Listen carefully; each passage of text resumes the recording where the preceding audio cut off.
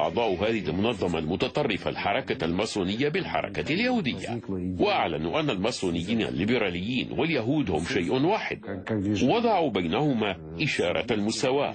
ولكن في الواقع لم يكن ثمة ما يجمع بين الطرفين، ولا يمكن أن يكون، وإلا لأمكن توجيه تهمة التورط في مؤامرة يهودية ماسونية عالمية إلى أي ماسوني في العالم، وضمن مؤسس حركة التحرر الوطني في الجزائر الأمير عبد القادر، فقد كان ماسونيا نشيطا، الأمر الذي كان معروفا عنه طيلة حياته.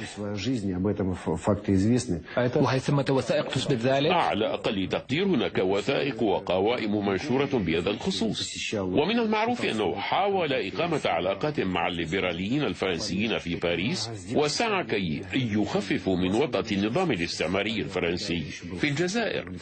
لكن بعض المعلومات تشير إلى أنه كان عضوا في محفل الإسكندرية الماسوني عندما كان في المنفى. وهل كانت هناك شخصيات أخرى بحجمه من العرب والمسلمين من الماسونيين؟ لا شك في ذلك، لكن يجب دراسة الأرشيفات. أنا متخصص بالماسونية الروسية أساسا.